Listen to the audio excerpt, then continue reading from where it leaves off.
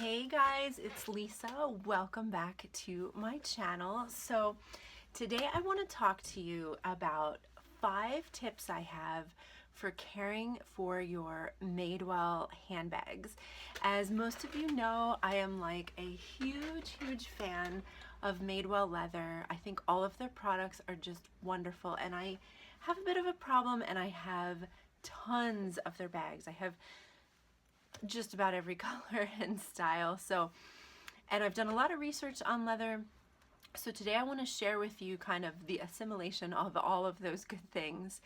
So these are the 5 things I want you to know. I typed out all of my notes. So if you see me looking down, it's because I want to make sure I cover everything. But let me just go over the 5 things that I need you to know about caring for your Madewell leather handbags. And I also want to say that these 5 tips are applicable to all leather, most leather types. So it doesn't have to be a Madewell bag, but that is my favorite. So hopefully that's what you have too. So anyway, the first thing that I want to talk about today is to understand what your Madewell handbag is truly made of. So that'll be the first thing we talk about. Second thing I'm going to talk about is conditioning and moisturizing the leather. Third thing is what to do with your bag when you're at home. The fourth topic will be what to do with your bag when you're out and about. The fifth and final topic then will be how to deal with scratches, stitch problems, and stains. Okay, so let's jump into it right now, shall we? All right, so to understand what your Madewell handbag is made of, here's what I think it is. I suspect that it is top grain leather that has been corrected slightly by buffing to create a more even surface. Top grain corrected leather is very expensive and highly sought after. So that's what I think it is. Please correct me if I'm wrong in the comments down below, but that's what I think it is. It is vegetable tanned leather, which means it comes from vegetable matter, such as tree bark. I'm sorry, it is tanned from vegetable leather. No, it is tanned from vegetable matter. Obviously, leather is animal matter, but it is tanned from vegetable matter, such as tree bark. It's usually supple brown in color generally, with the exact shade depending on the mix of materials and the color of the animal skin that you start with. Vegetable tanned leather is all natural. It's highly sought after. It is not stable in water. It tends to discolor, and it will actually, if it gets soaked, it can then shrink and become harder. So we'll talk more about that in a little bit. Their leather handbags are semi-aniline, if I'm saying that right, or aniline. Not sure. Please let me know in the comments down below how to pronounce that. But that means it is a type of leather dyed exclusively with soluble dyes. The dye colors the leather without producing the uniform surface of a top coat paint or insoluble pigment sealant. So it's neither of those. The resulting product retains the hide's natural surface, so it remains a natural or a nude leather surface that is still soluble and breathable. And according to the Madewell website, it looks like the medium transport totes, like this guy over here, as well as some of the newer colors of like the other styles and the transport tote, the original, have a slight wax finish to them. That's what I'm finding on the website. Whereas the original transport tote that is still being sold in this English saddle brown, that appears to not have the wax finish. So, so some of them may, but I get the sense that it's a very slight wax finish. All right, so now let's talk about conditioning and moisturizing it. And this advice is just my advice. You don't have to take it, but it's kind of what I prescribe to based on all the reading that I've done. So twice a year, when the bag is about 3 to 4 years old, you want to consider using leather honey. Oh, and I forgot to get the product to show you, but I'm sure you can quickly check it on Amazon or on Google. But leather honey, it's like a dark brown container. It's awesome. You just use a few drop, or like a drop, and it will go a long way, okay? So you want to gently rub the leather with a soft cotton t-shirt, and I would recommend starting on the bottom, because if you put too much on the t-shirt and you've got a lot, it's not going to evaporate. The only thing you can do to reduce the amount is to continue rubbing it with that cotton to take off too much if you put too much on. It will darken the leather slightly initially, but it will return to a normal color, I find, in about 24 hours. I generally do the outside of the bag only, but you can do the interior. This is called the nap. If you want to, you can. Usually people don't, but I have done it. If the nap bothers me because it's too rough, and that can happen with some bags, then you might want to use a little bit of leather honey in there. Do not use wax, because wax will, and I know a lot of leather care products do use wax, but I say that you should not, because it will waterproof the bag, but it will also prevent the bag from breathing. So what happens is the bag starts to dry out, ultimately. I also say that you should not use lanolin, although a lot of leather care people will say you can. I have read some very compelling research articles that say don't. And also no animal oils. And again, a lot of leather care product companies will suggest that you do use animal oils, but again, I've just read quite a bit, and there is a debate out there, and I don't want to take any risks with my bag.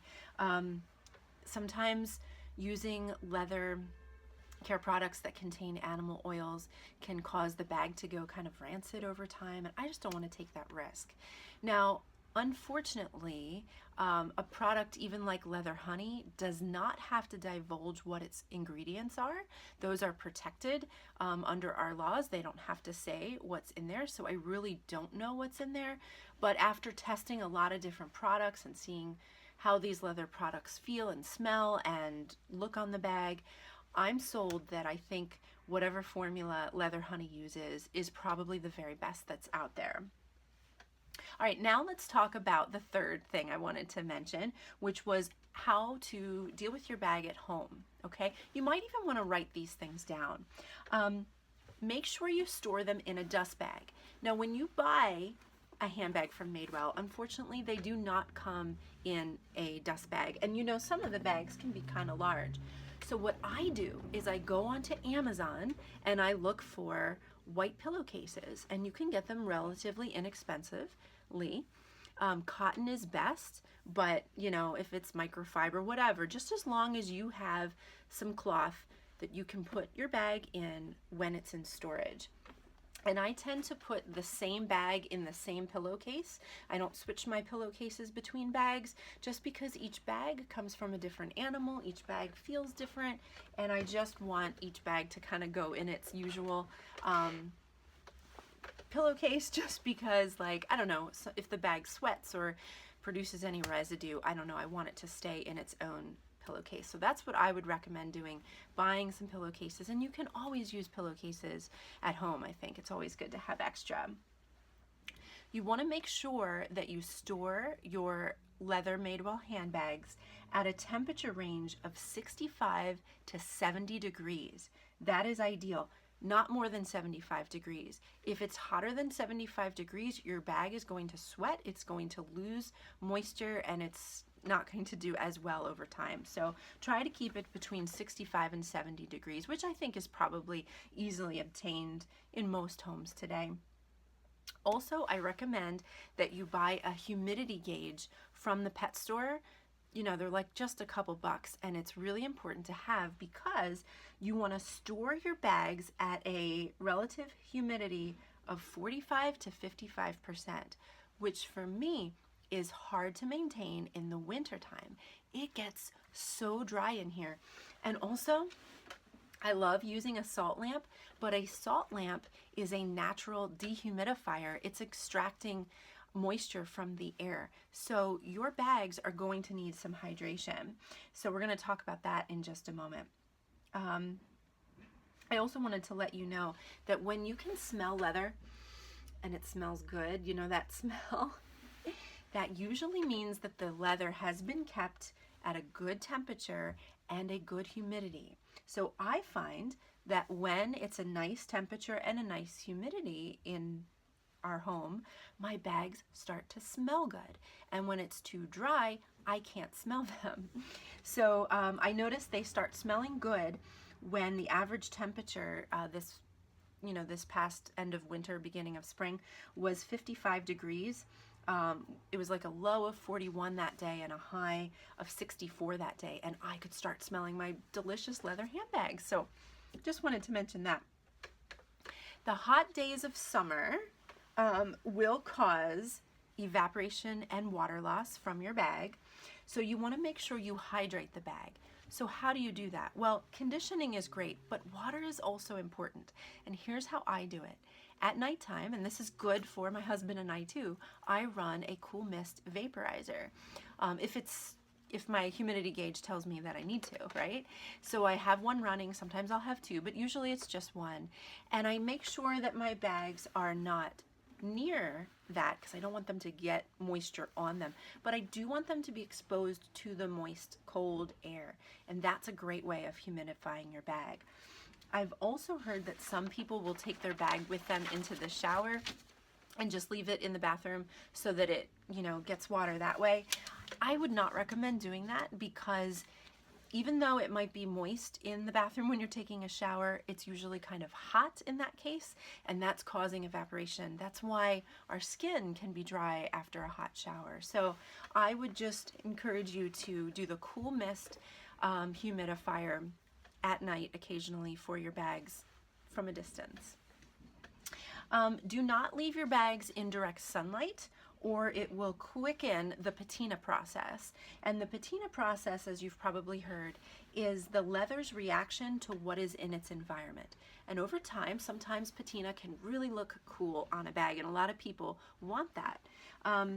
But if you put it in the sun and leave it on a sunny windowsill, for example, it is going to darken. It's going to quicken that process, and I don't know if you're going to necessarily like that look. So I just want to warn you of that. Conversely, though, other types of leather that have been dyed in different ways than the way I spoke about in the beginning, those leathers, when you put them in the sun, they will fade. So it's very important if you're dealing with sun to know what kind of leather you have as to whether or not it's going to fade or darken. When you're at home and you're not using your bag, make sure you set it down on a clean surface. Don't just plop it anywhere in your home. Don't plop it on the floor. Put it on a clean surface. Do not leave it hanging, because if you leave it hanging on a hook, while it might look pretty, you're putting undue stress on the straps. It's constantly holding the weight of whatever's in your bag. So I recommend putting it down. I would not set it in the kitchen. I know a kitchen is a very common place for us to come in and put our bags down, but I would not do that because the kitchen has a lot of odors. It has, oil that you might cook with and whatnot, and you just don't want that to be absorbed into the leather hides. So I would recommend setting it in another room other than the kitchen, and certainly not in the bathroom either. When you do set it down though, decide if you want your bag to squish and flop down or if you want it to stand up, because whatever you do with your bag frequently is what it's going to start doing on its own. It's almost like you're training it. So I'm gonna just be honest with you. This guy, this was a limited edition color. It's called Cider. I absolutely love it. I think it's my favorite. It was out in the fall of 2017 and winter of 2018, but it is done at the moment. It's not on their website, but I'm sure it will come back in time. They tend to do that. But this little guy, I just love the way it sits. It has great posture, if you will. And anyway, so when I set it down, I am fine with it sitting like that, okay?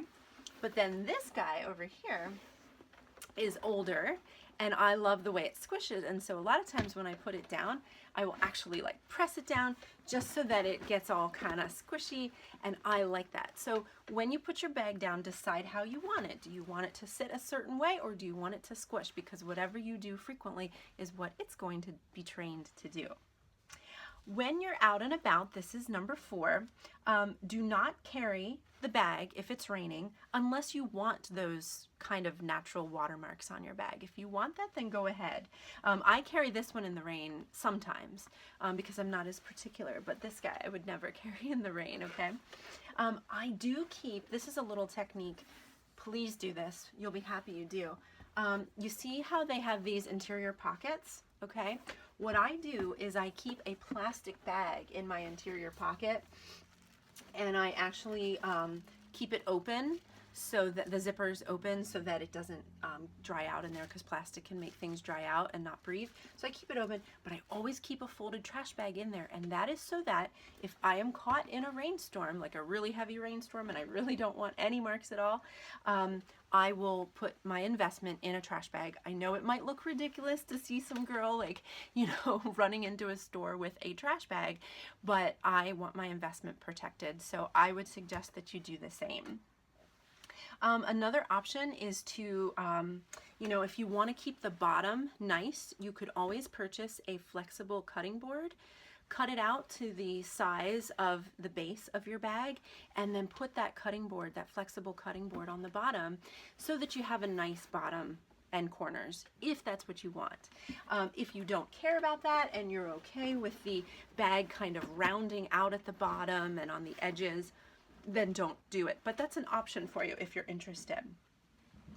Never carry within your bag a water bottle, perfume, pens, pencils, or liquid makeup, because accidental spills could mean a permanent mark, permanent damage. Even like a pencil could poke through the leather when you least expect it. So don't carry those things with you. Try to limit the weight of the content in your bag. I know these bags are big, you want to stuff everything in them, but the more you put in them, the more it causes stress on the straps. Okay, so limit the weight. You can get cute little pouches for organization, right? There's all kinds of cute pouches out there, and I've done it. It is fun. So you could organize the interior of your bag with the little pouches, but just understand that that is going to add weight to your bag, but it would protect, like your keys, for example. If you had a little pouch for your keys, then your keys aren't going to poke through the leather either. So that's an option. If your bag has to carry a lot of stuff and you feel bad for the straps, then I would carry the bag like this. And sometimes I will do that. Sometimes I throw a lot in here and I just have so much, then I carry it like this. I know that's not like real pretty, but it's an option if I'm just running to the car and I need to carry a lot of stuff with me. Let's see. Oh, and you can also tuck it under your arm on the side too. That can be kind of fun too. You want to make sure you carry your bag at a temperature range of 50 to 75 degrees. So I literally, because I like love these bags, I ask Alexa, what is the temperature outside?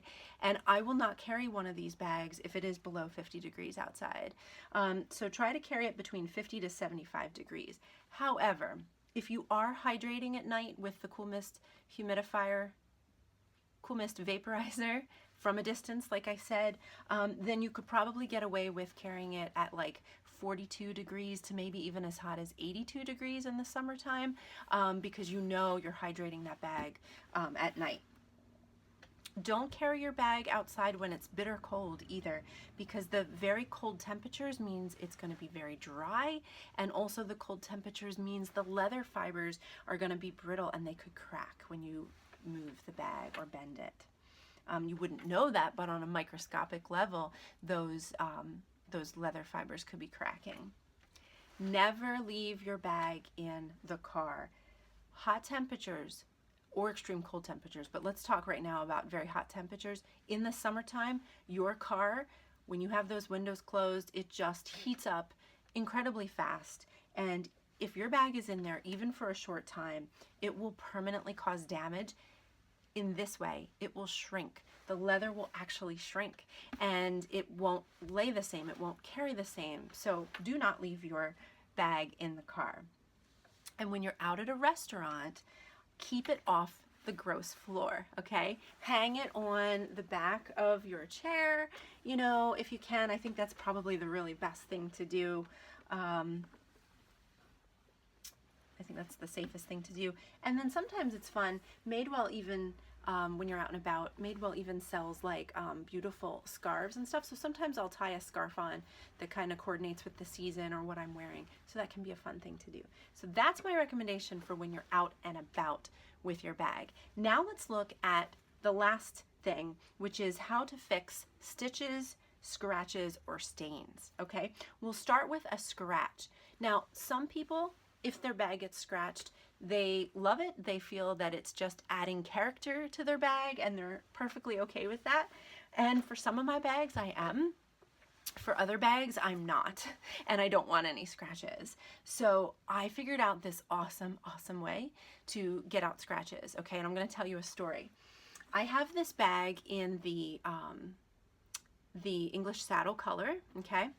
And I was out at a cafe with my daughter and son, and I had put a toy of my daughter's in here and she wanted it, and she was 2 at the time and she couldn't really articulate everything, so she wanted what was in my bag and she scratched. It was the back of my bag, thankfully, but she put a big scratch from her nails on my bag and I was horrified. I was like, oh no. I couldn't be mad at her, but I was upset, right? So here's what I did, and it worked. I can't believe it. So what I did, it was a hot summer day. I took my hand, I knew my hand had oils and greases in it, and I just kept my hand on it for a couple hours. We went out, we did several things, we went to a playground. I just kept my hand there. I made sure that the natural greasy oils from my hand were warming up the bag, and what happened was I didn't really rub it. If I did, it was very minimal, so you don't really want to rub, but the heat and the oils from my hand calmed down the leather fibers that endured that scratch, and the scratch actually disappeared. I was amazed. I also said a lot of prayers, so it might have been a miracle too. But I got home and I could not, I looked under all kinds of lighting. I could not find that scratch, and it was a blonde, long scratch, deep, or so I thought, on a brown bag, and it was gone. So anyway, so that's what I recommend if you get a scratch. If that doesn't work, then I would definitely try some leather honey, and worst case scenario, maybe a little bit of matching shoe color or shoe polish might help if you really want to cover up a scratch, okay? Now let's talk about how to remove a stain. This was something else I encountered, which was really interesting. So I had actually it was the same bag that had the scratch, okay? I should get it out for you. But anyway, it's just like this, but it's the English saddle brown. And I had been carrying it in the summertime on my shoulder, and I had a short sleeve shirt, right?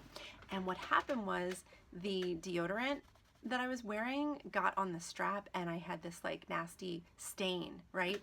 And in particular, you can always see the outline of a water stain. So it was like sweat and salt and deodorant. So what I did when I discovered this on the strap was I held a warm hand onto it for a while. Again, it was the summertime, so that probably helped. And what happened was I gently was able to rub the perimeter of that stain, and I was causing the stain to migrate. And eventually it disappeared because the liquids that were trapped started to evaporate from the heat of my hand. Of course, the heat of the day helped, but it got everything moving. And I was able to spread out the stain, and you can almost not see it. There's a little bit of leftover, but you can hardly see that there's a stain on the strap. So anyway, so you want to try to spread the stain thin and to make it evaporate, whatever's left. If that doesn't work, this is drastic, but I actually have done it with a pair of boots. You can sometimes take the stained leather and just stain it again with whatever caused the problem. So for example, I have leather boots that I spilled a mango smoothie on, okay? And I was devastated. What I ended up doing, because I couldn't correct it in any other way was I ended up buying a second mango smoothie about a year later, and I doused my entire boot, both boots, in mango smoothie. Then I rinsed off the mango smoothie. Kind of gross, but it worked because now my boots are all the same color, if that makes sense. So if you're really desperate, I've heard of some people, if they get a huge water stain, they'll put the entire bag into the tub. I'm not recommending that, but I'm just telling you I've heard it. And then the bag will be uniform in its color. So if you've done anything like that, let me know.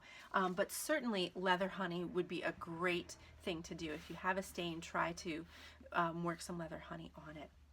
Last thing is how to fix a stitch.